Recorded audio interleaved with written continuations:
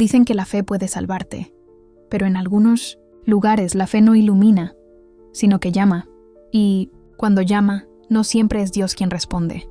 Existen santuarios olvidados, escondidos entre montes y neblina, donde las campanas suenan sin viento y las velas arden con fuego frío. Nadie sabe quién reza allí, pero el eco de esas plegarias se repite una y otra. Ves como si el tiempo no supiera cerrar las heridas. Los ancianos dicen que son templos antiguos que, bajo el suelo, duermen los rezos de quienes buscaban redención y encontraron castigo. Otros aseguran que son las almas que no aceptaron su descanso, atrapadas entre el incienso y la piedra. Yo los escucho desde niña, ecos débiles, como respiraciones que cruzan el aire. Intenté ignorarlos, pero cada año, cuando llega noviembre, el silencio cambia de textura. Se vuelve denso, tibio, casi humano. Y entonces los escucho más cerca, voces sin cuerpo, repitiendo oraciones que no conozco, llamándome por mi nombre. He viajado siguiendo esos sonidos, pueblos donde el agua canta, iglesias donde los espejos lloran, casas donde la luz no se apaga jamás. Cada historia tiene el mismo patrón, un ritual, una ofrenda y una ausencia. Dicen que la fe y el miedo son la misma sombra, y que cuando una crece, la otra despierta. Esta noche te contaré 6 rituales, 6 caminos, donde la devoción se convirtió en penitencia, y los vivos aprendieron que la salvación puede tener voz de tumba. El primero ocurrió en Puebla y comenzó con una monja que creyó que el silencio era oración. Que el silencio escuche lo que la fe olvidó. Puebla, 1964. El convento de Santa Inés se alzaba sobre una colina húmeda, rodeado de campos vacíos y campanas oxidadas. El aire olía a piedra mojada y a copal viejo. Por las noches el viento hacía crujir las puertas como si el edificio respirara. Sor Amalia era la más joven del convento. Creía que el silencio era la forma más pura de fe.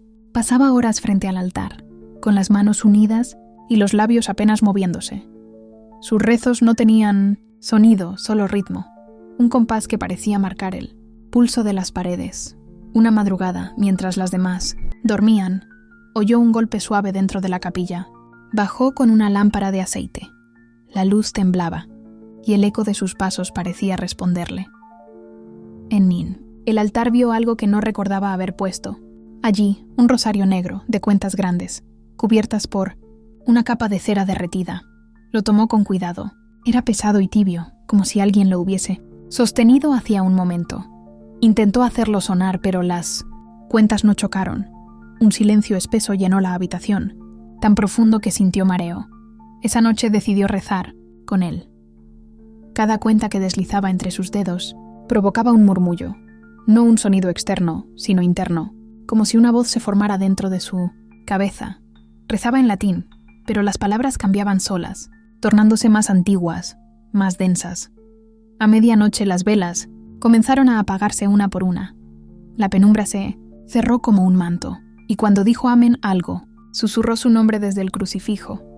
Al amanecer, Sor Amalia no estaba en su celda. Su cama seguía tibia, la ventana abierta, la lluvia entrando sin ruido. En el suelo un solo rastro, una línea de gotas oscuras que terminaba frente a la capilla.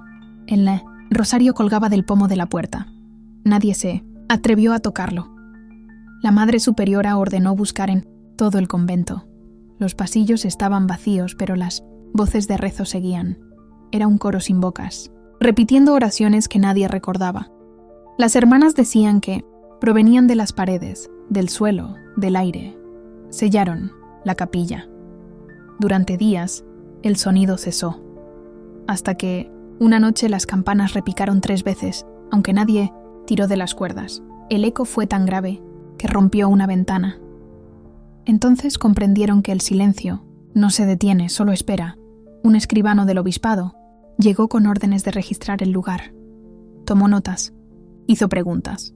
Cuando abrió el altar, halló un compartimento oculto. Dentro había papeles cubiertos de polvo y nombres, escritos en tinta seca. Entre ellos, los de monjas, que habían muerto siglos atrás. Y al final de Mauam, la lista, el de Sor Amalia. El hombre salió, pálido. Dijo que mientras leía los nombres sintió una respiración sobre su cuello. Esa noche abandonó el convento. Dejó escrito un solo informe. El silencio reza por sí mismo. Con el paso de los años, Santa Inés fue olvidado. Los techos cayeron, las estatuas perdieron el rostro. Pero algunos viajeros aseguran que al entrar, escuchan un rosario rezarse solo. El aire vibra con ritmo humano. Cada cuenta parece girar sin manos. Dicen que quien escucha hasta el final pierde un recuerdo. Primero el nombre de un ser querido, luego una oración y al final su propia voz. Yo fui hasta allí. Era de madrugada y la neblina cubría el patio. Dentro el frío era tan intenso que el aliento parecía humo sagrado. Vi el rosario colgado del altar, negro, inmóvil. No pude evitar acercarme. Cuando mi mano lo rozó, sentí un pulso como el latido de un corazón enterrado. El silencio me atravesó los oídos. Oí una voz que no era mía, decir, falta una cuenta. Retrocedí. La lámpara cayó al suelo y la llama se extinguió. Pero en la oscuridad seguí viendo las cuentas brillar levemente como si alguien invisible continuara el rezo. Salí corriendo al amanecer. El viento soplaba desde el campanario y juraría haber escuchado una oración completa. Una plegaria sin final, repetida, en bucle. Desde entonces, cada 1 de noviembre, cuando las campanas suenan en Puebla, cierro los ojos y cuento en silencio. 1, 2, 3, hasta 50. Siempre me detengo en la última, porque dicen que quien termina el rosario deja de existir en la memoria de los vivos, y cuando el eco de las campanas se apaga solo queda silencio. Un silencio que respira, un silencio que reza, un silencio que nunca olvida. Guanajuato, 1972. La iglesia de San Jerónimo se alzaba sobre un barranco, rodeada de casas de piedra y árboles secos. Por las tardes, la luz caía sobre los vitrales rotos, proyectando figuras deformes sobre el suelo del templo. Dicen que allí vivió el último confesor del pueblo, un hombre que no podía dormir sin escuchar una culpa ajena. El padre Esteban tenía 60 años y un rostro cansado, como si el tiempo se hubiese sentado sobre sus hombros. Creía que el perdón debía llegar antes que la muerte y por eso, durante su última semana, confesó sin descanso. Las campanas repicaban de madrugada y los aldeanos temerosos acudían con la esperanza de liberar el alma. Cada noche, el confesionario se llenaba. Los fieles esperaban en silencio y al salir dejaban velas encendidas en el pasillo, como si temieran que la oscuridad los siguiera a casa. Pero el último día de Cuaresma, las puertas de la iglesia se cerraron solas. El padre Esteban encendió todas las lámparas y esperó a que llegara el primer penitente.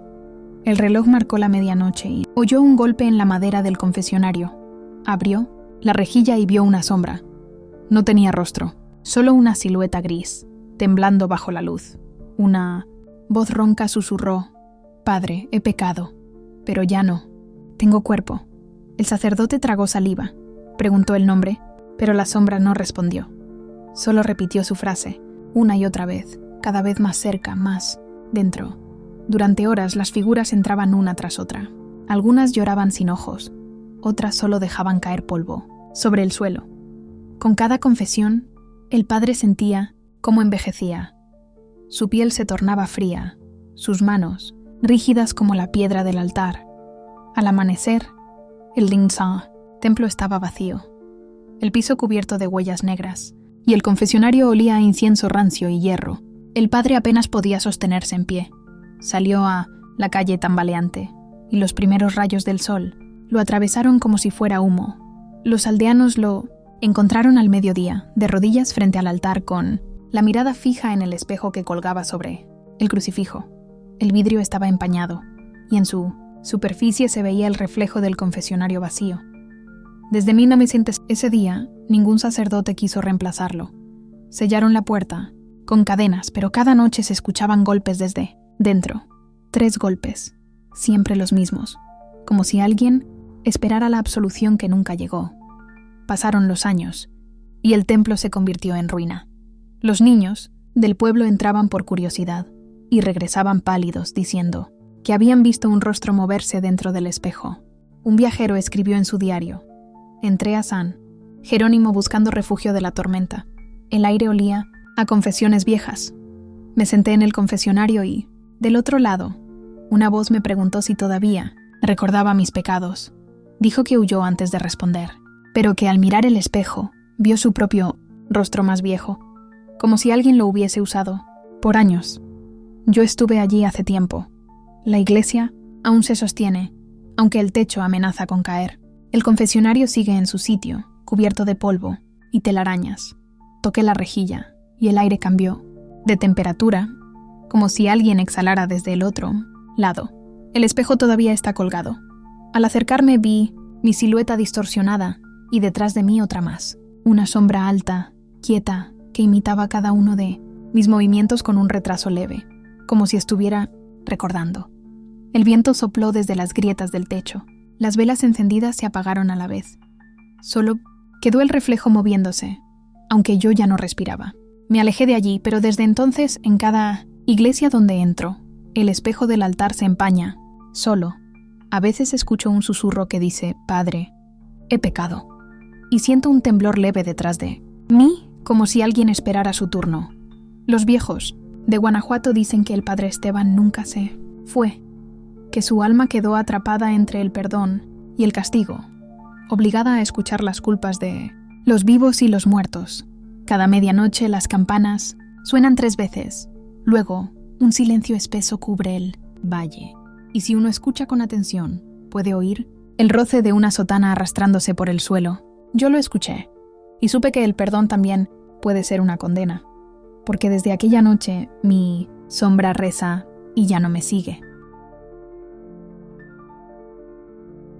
Veracruz, 1981. Entre los manglares y el río seco, había un pueblo que solo despertaba en noviembre. Sus casas estaban hundidas hasta la mitad en el barro, y el aire olía a sal, cera y cuerpos, que nunca se marcharon. Allí, cada día de todos, los santos, los habitantes llenaban cántaros con agua bendita, sacada de un pozo antiguo. Decían que ese pozo fue sellado por los conquistadores, porque su fondo reflejaba algo más que el cielo, pero nadie lo creía. La fe en ese lugar tenía sed. María, una mujer joven, fue elegida para abrir el pozo ese año. Había perdido a su hijo meses atrás y creía que el agua podía devolverle la paz que la tierra le negó. El sacerdote le entregó una llave de hierro oxidado y un pequeño crucifijo con cinta roja. «Bendice el agua y no mires tu reflejo», le advirtió. Al amanecer, María bajó sola hasta el pozo. El aire estaba quieto.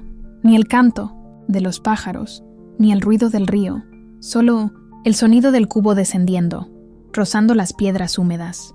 El agua era oscura, espesa, y cuando la superficie se quebró, algo pareció moverse debajo. Sacó el cántaro y lo colocó frente al altar del pueblo. Vertió algunas gotas sobre las velas y una brisa helada recorrió las calles. La gente empezó a llegar con sus ofrendas, rostros serios, ojos bajos. Cada uno sumergía los dedos en el agua y por un instante parecía escuchar su nombre pronunciado desde el fondo. Esa noche, el agua comenzó a hervir. Las velas se apagaron solas y un olor a tierra mojada llenó el aire. Los ancianos decían que el pozo estaba pidiendo un nombre nuevo, que cada año debía tomar a alguien para seguir purificando a los demás. María no durmió. Escuchaba el murmullo del pozo a través de las paredes de su casa. Era como si su hijo la llamara con voz de niño, repitiendo su nombre con dulzura enferma. Al amanecer, salió con la lámpara en la mano. El pozo brillaba con luz propia. El agua estaba en calma y en su reflejo vio 2 rostros, el suyo y el del niño. Cayó de rodillas. Lloró hasta que las lágrimas se mezclaron con el agua. Cuando intentó apartarse, una mano pálida emergió de la superficie. No la sujetó, solo la acarició, y al contacto María sintió el frío más profundo que un cuerpo puede sentir. Al día siguiente, los aldeanos encontraron el cubo flotando. El agua tenía un color plateado, y dentro se movían burbujas que parecían respirar. No hallaron el cuerpo de María, pero en la orilla del pozo quedaban marcas de dedos sobre la piedra. El sacerdote ordenó sellar el lugar otra vez. Cubrieron la boca con una losa de mármol y una cruz sin nombre, pero al caer la noche, una corriente subterránea comenzó a filtrarse hacia las casas. El agua corría por las calles, dejando un rastro luminoso que llevaba hasta el altar. Las velas se encendieron solas, el aire se llenó de rezos que nadie pronunciaba, y los reflejos en los cántaros comenzaron a cambiar. Ya no mostraban los rostros de los vivos, sino los de quienes el pueblo había perdido. A la mañana siguiente, el sacerdote desapareció. Solo quedó su crucifijo sobre la piedra del pozo. El agua volvió a calmarse, pero los habitantes sabían que el ciclo se repetiría. Nadie volvió a bendecirla, y sin embargo, las lluvias nunca faltaron. Yo llegué a ese pueblo muchos años después. El camino estaba cubierto de algas, y el aire tenía ese silencio que solo el agua sabe guardar. Seguí el cauce seco hasta encontrar la cruz. Debajo, la piedra seguía húmeda, como si el pozo respirara. Me incliné y escuché. El murmullo seguía allí, débil, constante. Un sonido parecido a una plegaria. Entonces vi mi rostro reflejado en la losa, pero el reflejo no me imitaba. Sonreía, retrocedí, y el agua brotó entre las grietas, lenta y espesa, subiendo hasta mis zapatos. Cada gota llevaba un nombre, y juraría haber escuchado el mío. Dicen que ese pozo nunca se seca, porque no está lleno de agua, sino de memoria. Cada año, en noviembre, el río cercano se llena aunque no llueva, y quienes beben de su cauce juran ver sombras moviéndose bajo la superficie. Yo no volví, pero a veces, al lavar mis manos, el agua se oscurece un instante, y me devuelve un reflejo que no me pertenece. Oaxaca, 1984. Entre las montañas más viejas del sur, hay un cerro cubierto de niebla que nadie osa visitar. Dicen que allí el aire repite lo que uno calla y que las oraciones regresan con voz ajena. El camino hasta la cima está lleno de cruces pequeñas, cada una sin nombre, enterrada en la piedra. Los pastores aseguran que pertenecen a los que intentaron pedir perdón demasiado tarde. El eco de ese lugar no imita los sonidos, lo recuerda. Hace años, una mujer llamada Clara subió al cerro con una vela y una fotografía. Su hijo había muerto en 1900 en un accidente, y desde entonces no podía dormir sin escuchar su risa perdida en el viento. Decidió llevar su voz hasta el santuario, un templo abandonado construido con piedras negras que parecían absorber la luz. Al entrar, el aire se detuvo. No había imágenes, ni bancos, ni altar, solo una bóveda alta que devolvía cualquier suspiro multiplicado por 10. Clara encendió la vela y habló. No rezó. Solo dijo su nombre, como si con eso bastara para llamar al alma que amaba. El eco respondió de inmediato, pero la voz que volvió no era la suya. Era más grave, más lenta, como si alguien hablara desde el fondo, del tiempo. Repitió su nombre 1, 2, 3 veces, hasta que la vela se apagó sola. Asustada, Clara intentó salir, pero el umbral del templo se había cubierto de niebla. Retrocedió y gritó el nombre de su hijo. El eco lo devolvió perfecto, seguido de una risa suave, infantil, que llenó todo, el espacio. Clara cayó de rodillas, lloró, y su llanto también volvió multiplicado.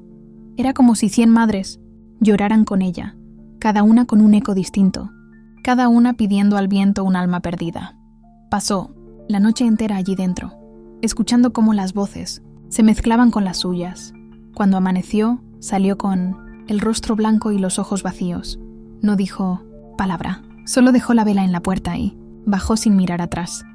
Los aldeanos que la vieron aseguran que su sombra iba delante de ella repitiendo cada gesto con un segundo de diferencia. Esa misma noche la sombra se quedó en el cerro y Clara nunca volvió a hablar.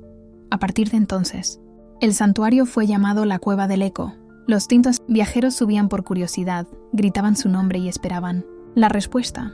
Al principio el eco imitaba, pero con el tiempo empezó a cambiar las palabras. Devolvía frases completas que nadie había dicho. Algunas pedían ayuda, otras pedían silencio. Un investigador grabó sus sonidos. Dijo que las frecuencias eran imposibles, que entre los ecos humanos había susurros en otro idioma, uno que parecía rezar. Poco después desapareció en el camino de regreso. Su grabadora fue hallada bajo la lluvia, reproduciendo una voz que decía su propio nombre una y otra vez. Yo subí hasta allí una tarde gris. El viento giraba en círculos y cada paso que daba resonaba, como si alguien me siguiera. Dentro del templo, el aire olía a piedra húmeda y flores marchitas. Encendí una vela y mi respiración volvió desde el techo, deformada como si el eco tuviera cuerpo. Dije mi nombre. El sonido regresó lento, pero acompañado por un susurro más suave, una voz que me llamó hermano. El eco respiraba. Podía sentirlo moverse a mi alrededor, como si estuviera buscando una boca que habitar. La vela parpadeó, y por un instante escuché cientos de voces al mismo tiempo, todas repitiendo las mismas palabras. No olvides mi nombre. Huí del templo antes de que el viento se cerrara, pero al bajar del cerro descubrí que mi voz sonaba distinta, más hueca, más vieja, y cada vez que hablo escucho una segunda voz detrás de la mía, repitiendo todo lo que digo un poco más tarde. Los aldeanos dicen que el santuario guarda las voces de los que amaron demasiado, que el eco es la memoria del dolor y que cada palabra pronunciada allí se convierte en oración eterna. Cada año la niebla sube desde el valle y las rocas vibran con un murmullo antiguo. Los peregrinos escuchan nombres que no conocen, respuestas que no pidieron y promesas que no recuerdan haber hecho. Dicen que quien escucha su propio eco más de una vez ya no se pertenece. Yo aún oigo el mío. Habla cuando callo, respira cuando duermo. Y cada medianoche susurra mi nombre desde lejos, esperando que le conteste. Chiapas, 1990.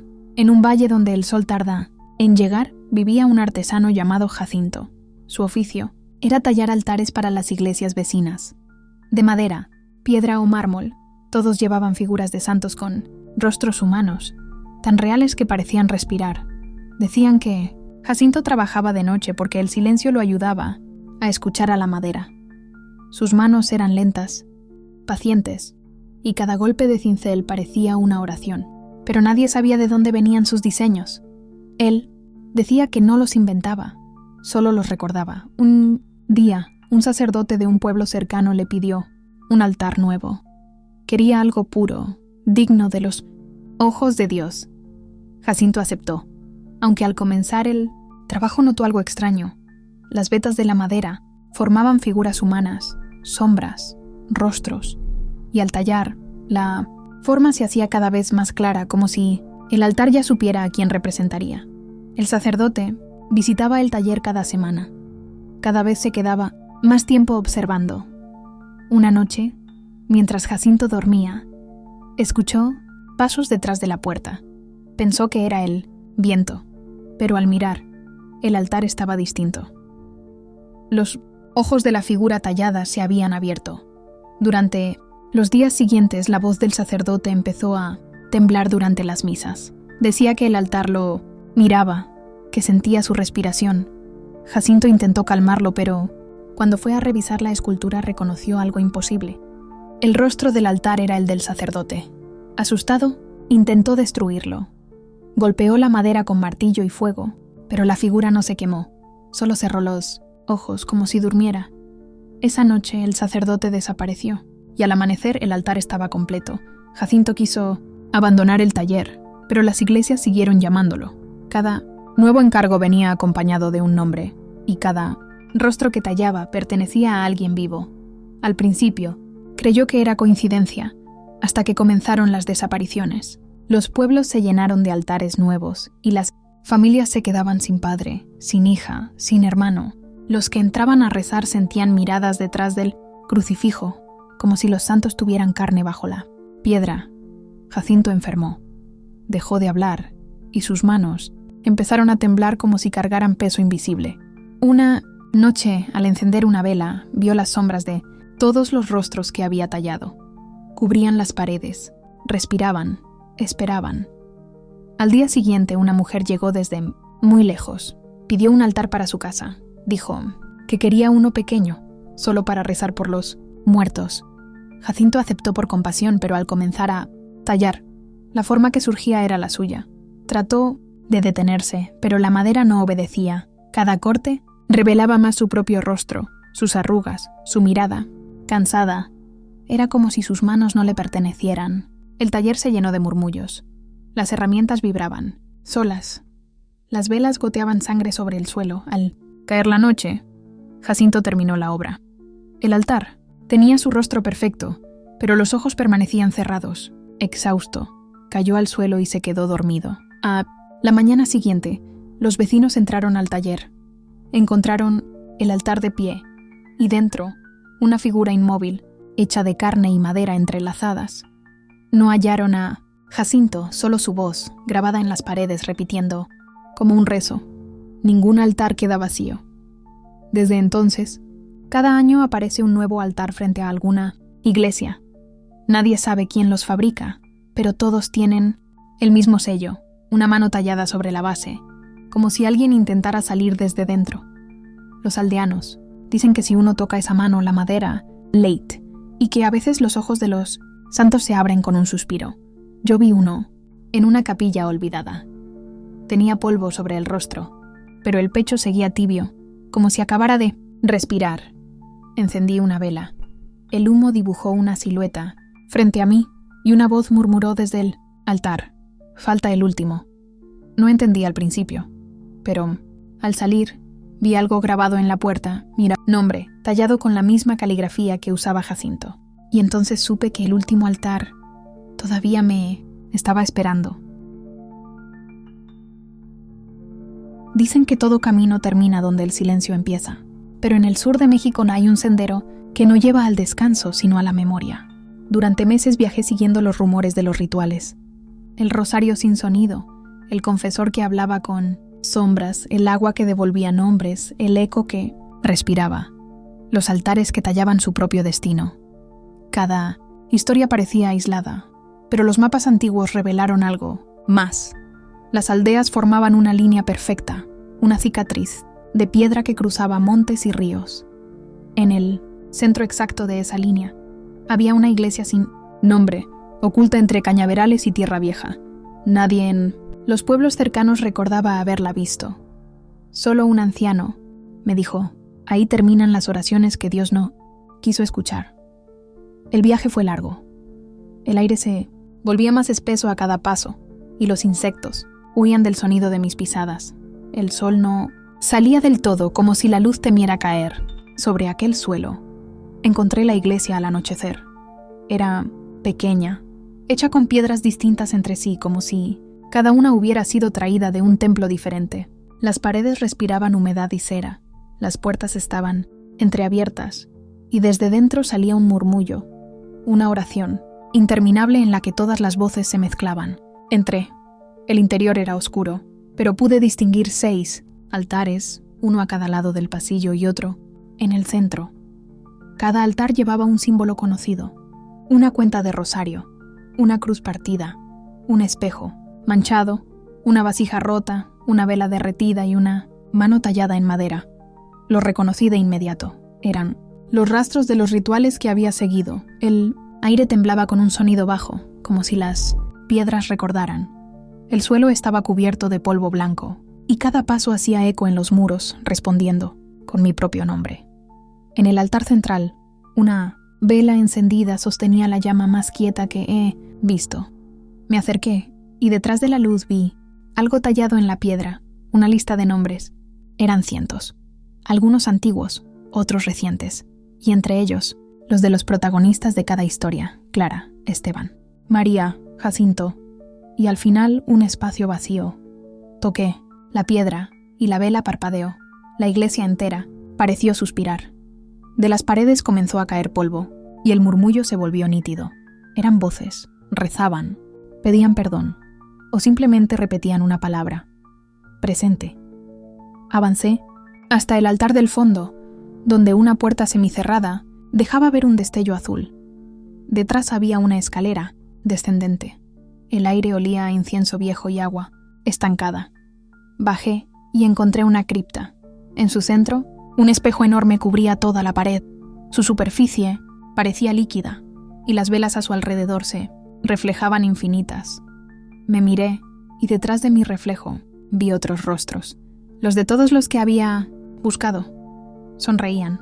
Sus bocas se movían al unísono, pero No oía sonido alguno. De pronto el reflejo cambió. Yo ya no estaba solo. Detrás de mí una figura alta, vestida de negro, sostenía una vela encendida. Su luz era idéntica a la del altar central. No giré, solo la escuché decir mi nombre. El espejo se agrietó. Una línea atravesó su centro y, del otro lado, una mano tocó el cristal desde dentro. Reconocí la marca tallada que había visto en 1900, los altares, la misma forma, la misma cicatriz. La luz de las velas comenzó a apagarse una por una, y el eco de los rezos subió por las escaleras, llenando la iglesia con un murmullo creciente. El suelo vibraba, las piedras lloraban humedad, y comprendí que no había llegado al final del camino, sino al principio. Cuando la última vela se apagó, la pena, oscuridad no trajo silencio, trajo un coro, miles de voces repitiendo mi nombre, mientras una campana invisible resonaba en lo alto. La puerta detrás de mí se cerró con un golpe seco. El eco repitió ese sonido 3 veces, como si alguien lo sellara desde afuera, y entonces la llama volvió a encenderse sola. Iluminó la piedra. El espacio vacío ya no estaba vacío. Mi nombre estaba allí, grabado con la misma letra que los demás. Dicen que en noches sin luna, la campana de esa iglesia suena sola, y que quienes la escuchan sienten el aire responderles, como si alguien desde adentro estuviera rezando por ellos. Yo sigo allí. El eco nunca cesa, y cada vez que la llama tiembla, una nueva voz llega al santuario, porque ningún nombre desaparece, solo espera ser pronunciado otra vez. Si escuchaste las voces conmigo, deja una vela encendida en los comentarios.